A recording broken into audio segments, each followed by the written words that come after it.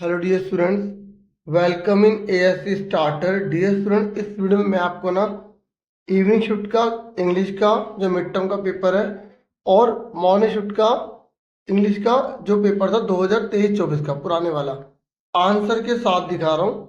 और इसमें जो ग्रामर वगैरह आई हुई है वो मैं आपको समझा दूंगा ताकि आप अच्छे से उसे कर पाएँ।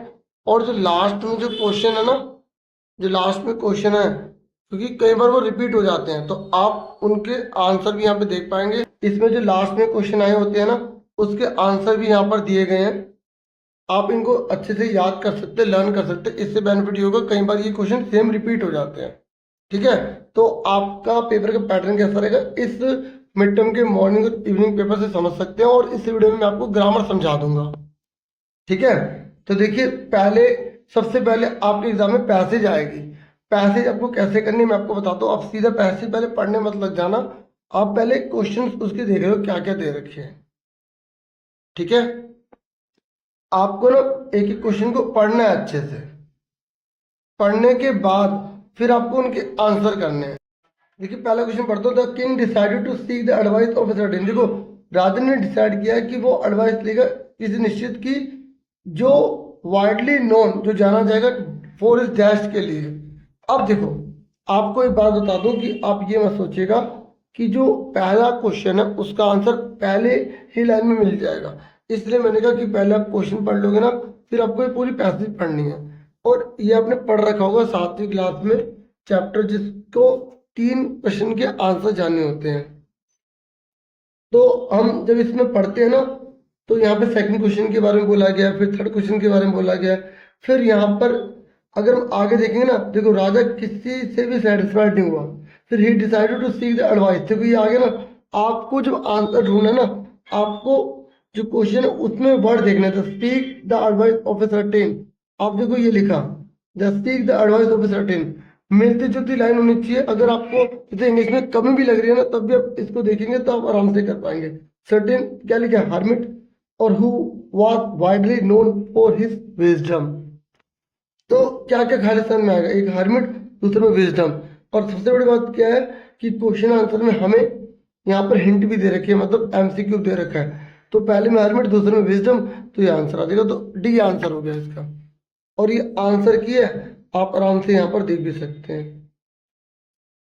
ये देखिए, अब मैं आपको ये पैसेज दिखाता हूँ और फिर आप अगर जैसे खुद ट्राई कर रहे हो तो आप ट्राई करके फिर खुद आंसर पीछे वीडियो देख के ढूंढें, फिर अपने आंसर मैच कर लें। जैसे यहाँ पर फिर अगला क्वेश्चन बोला गया। अब देखो, मैं ये समझाने का केवल आपको आइडिया देने के लिए वीडियो बना रहा हूँ, और आप प्रैक्टिस खुद कर सकते हैं अगर आपके पास टाइम है। नहीं है तो भी टाइम आपको निकालना पड़ेगा। ठीक है, सेकंड वाले का आंसर जो है यहाँ पे थर्ड और साइंस है। ठीक है, ये बच्चे ने गलत करा हुआ है, क्योंकि to the dash question some said dash other chose fighting and yet other religious worship. आपको ना ढूंढना है कि कहाँ पर लिखा है, तो आप आराम से इसे कर लोगे। ठीक है, ये देखो, ये लिखा अदर चोज फाइटिंग, तो ये किसकी बात चल रही है, थर्ड क्वेश्चन की और साइंस के बारे में। तो यहाँ पर कौन सा है, थर्ड क्वेश्चन साइंस। ये देखो, यही आंसर है। आपको वो सेंटेंस ढूंढ के आराम से आंसर करना है। देखो यहाँ पर ये पिक्चर वाला आप कंफ्यूज मत हो यहाँ पर इसने बोला है कि जब राजा हर्मिट के पास जा रहा था तो राजा ने हर्मिट पर जाने से पहले क्या चीज छोड़ दी थी, इस चित्र में देख के बताना है कि ये सही है, ये सही है, ये सही है, ये सही है। तो जिन्होंने चैप्टर जैसे पढ़ा होगा तो आराम से बता देंगे कि घोड़ा और जो उसका बॉडी गार्ड था उसको उसने छोड़ दिया था। ठीक है, ये देखो। ठीक है ना, ऐसे सारे आंसर आप आराम से यहाँ पे देख सकते हैं।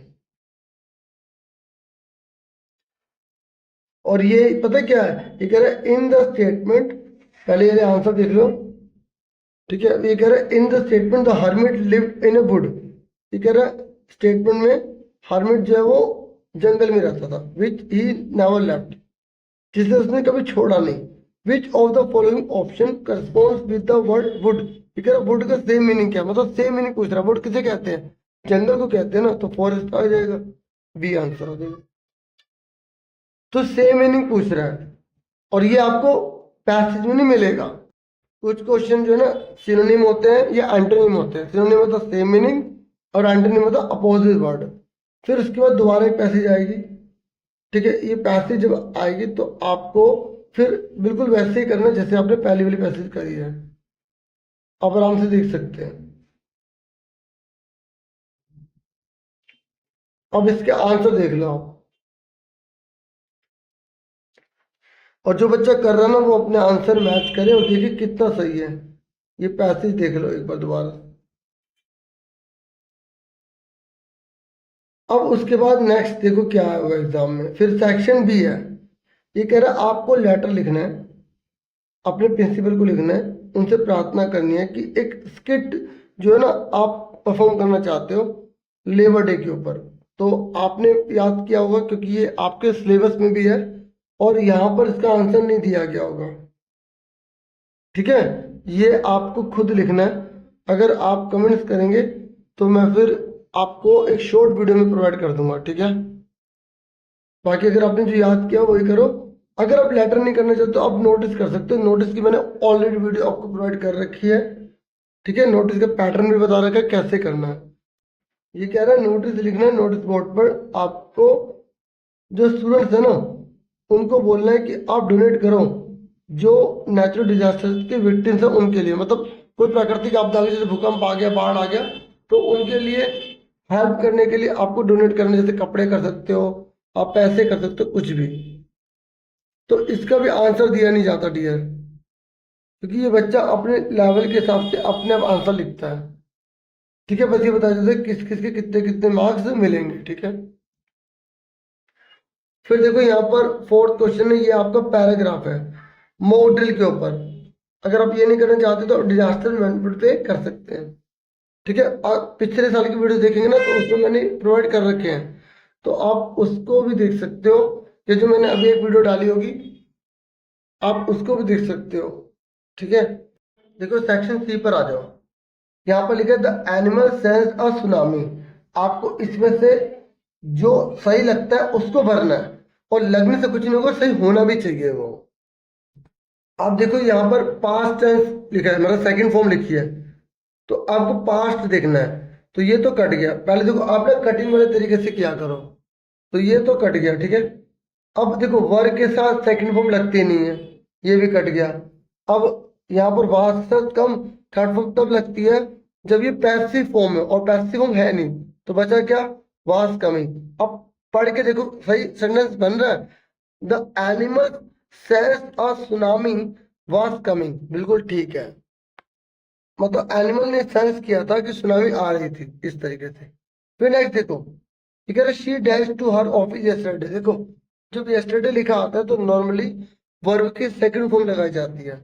अब ये यस्टरडे पास्ट टेंस है तो ये तो कट गए दोनों, क्योंकि ये दोनों पास्ट में नहीं है, ये फ्यूचर में है और ये प्रेजेंट में है। अब इन दोनों में से देखो शी के साथ क्या लगता है, वर, ये वास वास लगता है, तो इसलिए इसका आंसर क्या आएगा, ए आएगा, ठीक है।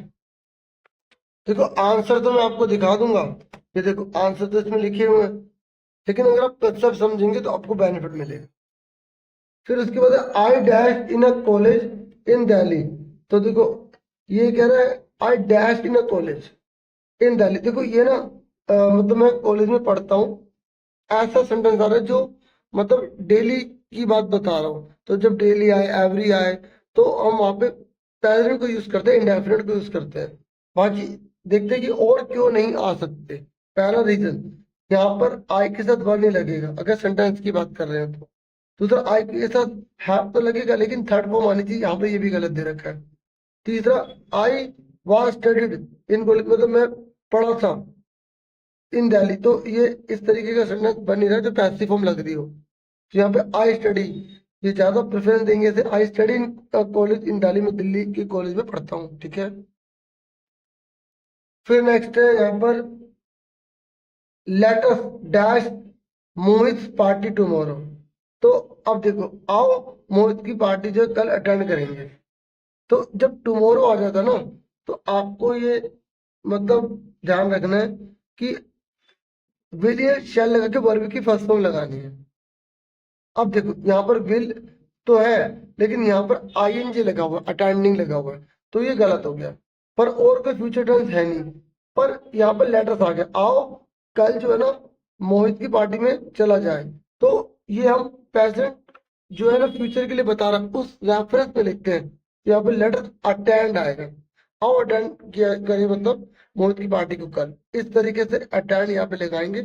तो थोड़ा यहाँ पर देखो मुश्किल नहीं है, रूल के अकॉर्डिंग जो है वो नहीं दे रखा, तो आपको यहाँ पर आपको कटिंग वाले तरीके से करना है, ठीक है। अब देखो टुमारो, जब टुमारो आएगा तो मैंने आपको बताया हुआ है कि यहाँ पे आपको वर्ब की फर्स्ट फॉर्म और विल या शैल लगाना है। तो वही आप यहाँ पर देखोगे, विल लिखा है, वर्ब की सेकंड फॉर्म लगा दी, गलत हो गया। वर हो नहीं सकता, वाज ईटिंग हो नहीं सकता क्योंकि फ्यूचर की बात कर रहा है। तो अब ये बचा, ये होगा आंसर। फिर भी अब इसे पढ़ते हैं कि क्या सेंटेंस को बता रहा है। देखो इन्होंने क्या करा है, थोड़ा एक तरह से अपर लेवल की इंग्लिश के हिसाब से लिखा है। भले इन्होंने टुमारो लगाया है, लेकिन ये जो है ना इंडेफिनिट को ना यूज करके कंटिन्यूस को यूज कर रहे हैं, क्योंकि सेंटेंस के अकॉर्डिंग हम कर सकते हैं। Tomorrow they will be eating lunch together, कि कल वो जो है ना लंच एक साथ खा रहे होंगे, ऐसे जो भाव बताए जाते हैं ना उसके अकॉर्डिंग लिखा हुआ है, ठीक है। तो ये बिल्कुल सही है, तो सी आंसर है इसका। अब आंसर सारे देख लो आप।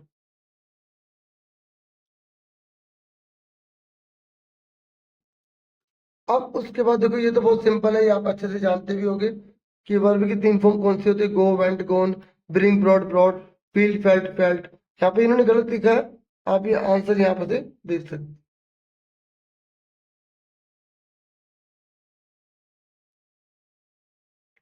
गेट गोट गोट, यहाँ पे फेल्ट आएगा, ठीक है। और मेक मेड मेड ही आएगा, ठीक है। अब देखो यहाँ पर क्या है, यहाँ पर बोला गया है कि आपको एनसर्कल करना है जो ओड है। इन जैसे ग्लो लिखा है ना, ग्लो, तो इनमें कौन सा ओड है, राइमिंग वर्ड कौन सा गलत दे रखा है। देखो यहाँ पे ओ डब्ल्यू चल रहा है, यहाँ पे ए डब्ल्यू तो गलत है। या जोग लिखा है, तो देखो यहाँ पे ओ के ही है, ओ के ही है, ठीक है। और यहाँ पे अब आप बोलोगे सर यहाँ पे भी दोनों गलत है, तो आपको देखो यहाँ पे बेस्ट दिख रहा है, तो पढ़ के देखो साउंड किसकी अलग आ रही है। तो जोक पोक क्लॉक और क्लॉक, अब दोनों भी क्लॉक की साउंड पढ़ रहे हैं। तो अब आपको पता लगाना कि दोनों में से आंसर कौन सा होगा। तो आप देखो यहाँ पर,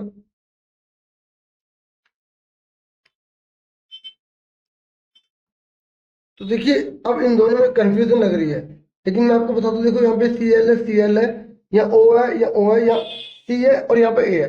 तो जो पहले साउंड आ रही है, और दोनों को पढ़ तो हम सेम रहे हैं, लेकिन जो पहले साउंड आ रही है, ए पहले आता है, सी पहले आता है, पहले ही आता है, तो हम इसको इसी के रेफरेंस में लेंगे, क्योंकि साउंड दोनों की सेम है, इसलिए इसको हम ओड वन आउट मान लेंगे। इस तरीके से किया जाता है। फिर उसके बाद यहाँ पर नेक्स्ट है वेयर, डेयर, शेयर, हेयर। तो ये तो साफ पता लग रहा है, ये ईयर हो गया।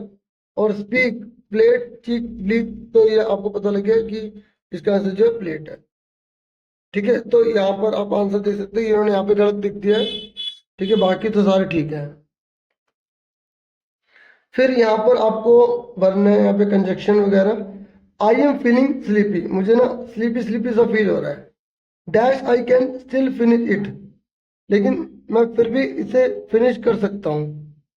तो यहाँ पर क्या आएगा, बट, ठीक लगाया इस बच्चे ने, ठीक है। उसके बाद you dash to be back at 10 o'clock, मतलब तुम्हें 10 बजे से पहले पहले आने ही आना है। देखो यू के साथ हैव लगता है, तो बहुत सिंपल था। और हैव टू हैज टू तब लगाते जब कोई ना चाहते हुए कोई काम करना पड़े। We went to the market dash bought a new bag, देखो हम मार्केट गए और हमने नया बैग खरीदा, और आएगा ना, ये थोड़ी है, मतलब नया बैग खरीदा या मार्केट गए, भाई मार्केट जाएंगे तभी तो सामान खरीदेंगे, तो एंड लगाना पड़ेगा, ठीक है। फिर she wanted to have a burger dash a cold drink, मतलब वो बर्गर के साथ साथ कोल्ड ड्रिंक भी लेना चाहती है, तो एज वेल एज आएगा, ठीक है, साथ ही साथ। अब देखो फिर ये बुक के क्वेश्चन है, मतलब बुक की पैसेज है, आपको इसको पढ़ के इनके आंसर देने हैं, ठीक है। अच्छा पहले वाले के आंसर देख लो, ये सारे ठीक थे। उसके बाद ये बुक की पैसेज के आंसर है। फिर आपकी बुक में जो पोएम दे रखी है वो आएगी, फिर आपको पढ़ के इनके आंसर देने। पोएम और पोएट के नाम आपको अच्छे से पता होने चाहिए, राइमिंग वर्ड आपको अच्छे से आना चाहिए, राइमिंग स्कीम आनी चाहिए, और अगर कहीं पर अलंकार है तो वो भी आपको आना चाहिए।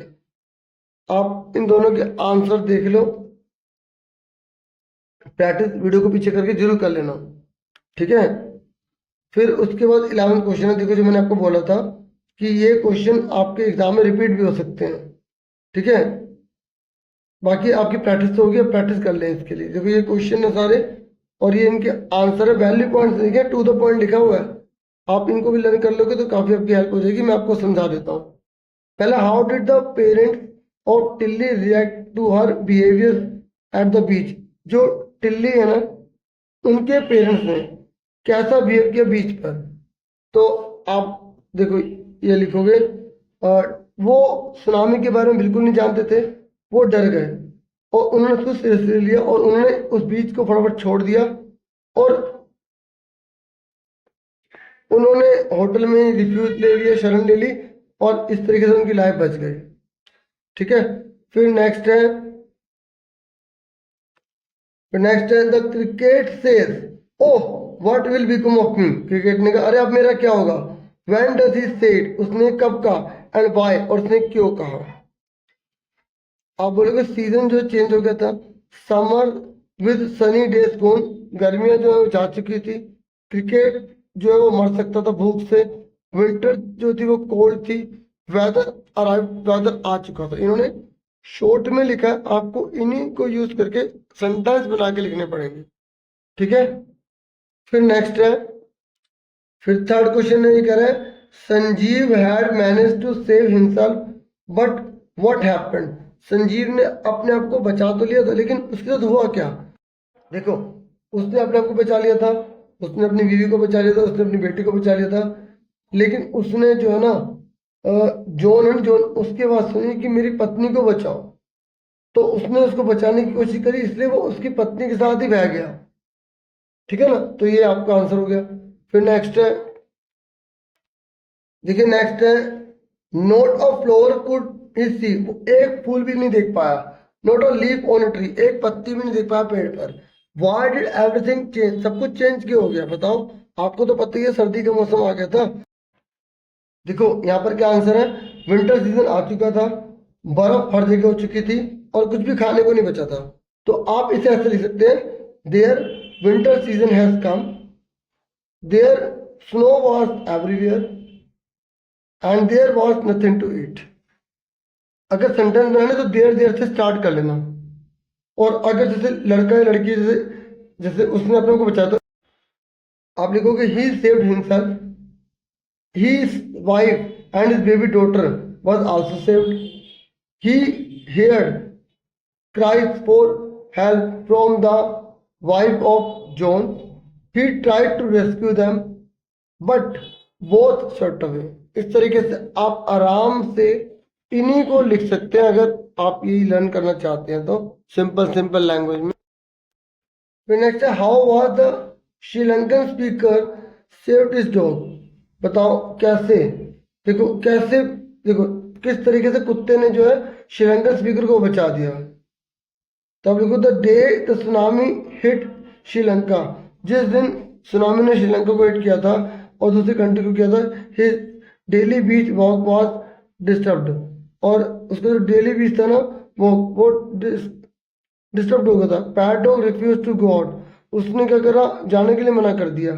देयर इंट्यूशन, पता अंदर का six sense, saved his life. Main ये लिखना है, ये देयर इंट्यूशन या सिक्स सेंस दोनों में से एक लिखो, सेव्ड हिज लाइफ। उसके अंदर का सिक्स सेंस ने, या अंदर एक जो एक शक्ति जैसे कोई भी कह सकते हैं जिसने उसकी लाइफ बचा दी। तो देखिए मैंने आपको इवनिंग वाला दिखा दिया ना, अब मैं आपको यहाँ पर मॉर्निंग वाला पेपर दिखा रहा हूँ ताकि आप ना अच्छे से प्रैक्टिस कर पाए और जो ग्रामर है स्पेशली वो आपकी अच्छे से हो पाए।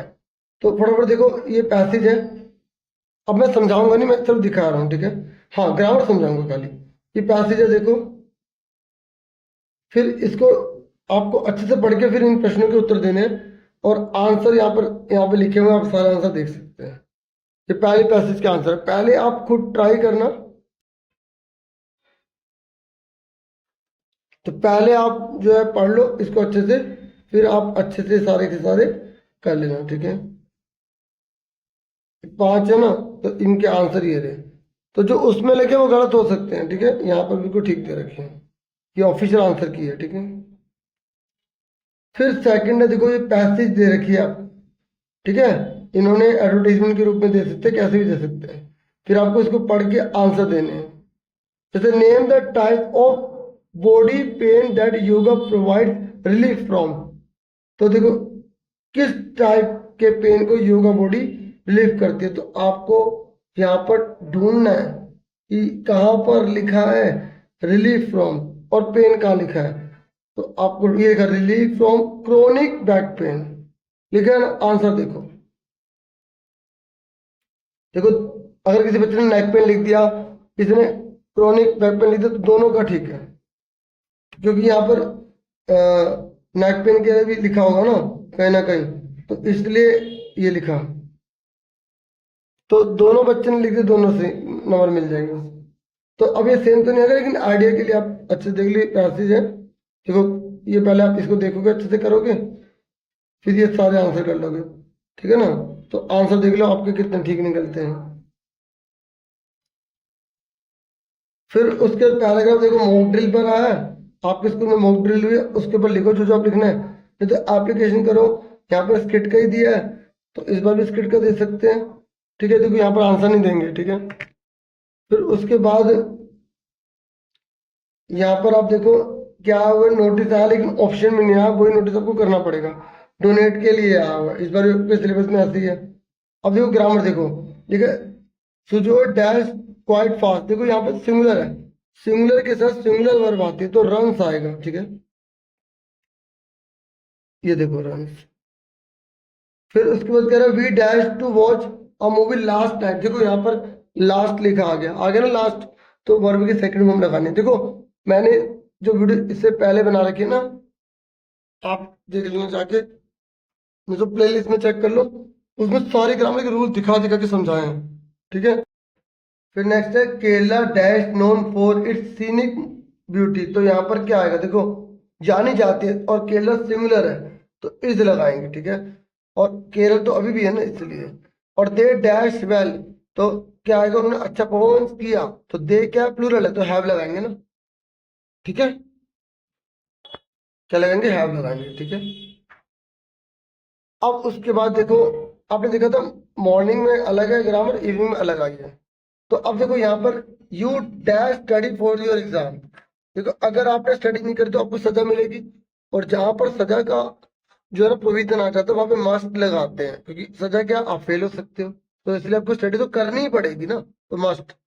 Neha dash definitely win this match, तो डेफिनेटली आगे जीत सकती है तो प्रोबेबिलिटी ज्यादा होगी तो क्या लगाएंगे, ठीक है। फिर नेक्स्ट है we dash visit Mathura tomorrow, हम जो है जाएंगे, तो यहाँ प्रॉमिस की बात हो रही है तो वी विल आएगा, जाएंगे फ्यूचर की बात है तो विल ही लगाएंगे, ठीक है। ही dash win that match but did not, मतलब वो जीत सकता था लेकिन जीता नहीं, डिड आ गया ना, पास्ट आ गया तो क्या लगाएंगे, कुड लगाएंगे। अब आंसर देख लो ये सारे,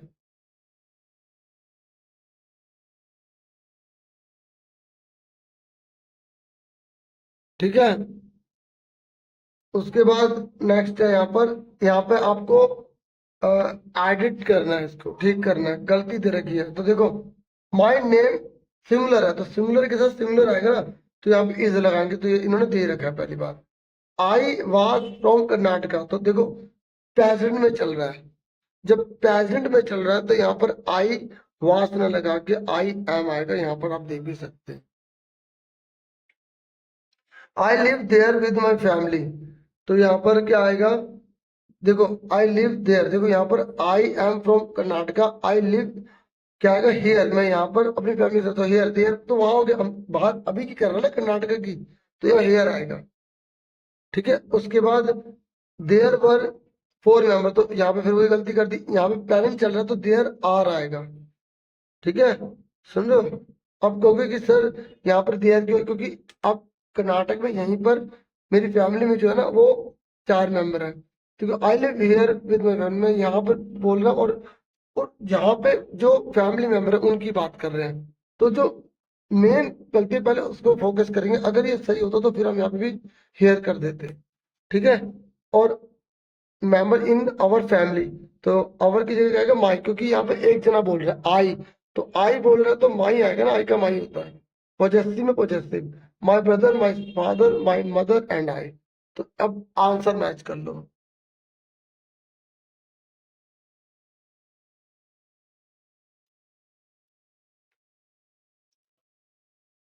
उसके बाद 8वां देखो, ये कह रहा है वर्क हार्ड, मेहनत ज्यादा करो today, dash feel sorry later. देखो आज मेहनत कर लो, कहीं ऐसा ना हो कि फ्यूचर में आपको सॉरी बोलना पड़े, अरे मैंने क्या कर दिया। ये कह रहा है या तो आज मेहनत कर लो या सॉरी फील करो बाद में, तो यह आएगा। दोनों काम एक साथ नहीं हो सकते। अगर हम वर्कआउट करेंगे तो हमें बाद में शर्मिंदगी नहीं झेलनी पड़ेगी, तो दोनों में सिर्फ एक काम होता है तो और लगाते हैं।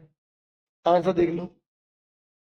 फिर कह रहा है आई लेफ्ट होम अर्ली, मैंने जल्दी घर छोड़ा, dash got late due to traffic.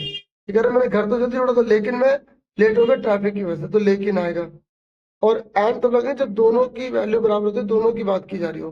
अगर ये स्टमक इज अपसेट, तुम्हारा पेट में दर्द है या दिक्कत हो रही है, तो dash you ate too much, क्योंकि आपने ज्यादा खा लिया, तो बिकॉज आएगा। आपने बहुत ज्यादा खा लिया इसलिए आपके पेट में दर्द हो रहा है, ठीक है। फिर हमारा सेक्शन डी है। यहाँ पर क्वेश्चन नंबर 9 है, आपको स्ट्रेंजर को पढ़ना है, इनके आंसर देने हैं, ठीक है। तो आप इनके आंसर खुद दो, अच्छे से इसको पढ़ लो और फिर अपने आंसर मैच कर लो। फिर उसके बाद नेक्स्ट है यहाँ पर 10वां क्वेश्चन।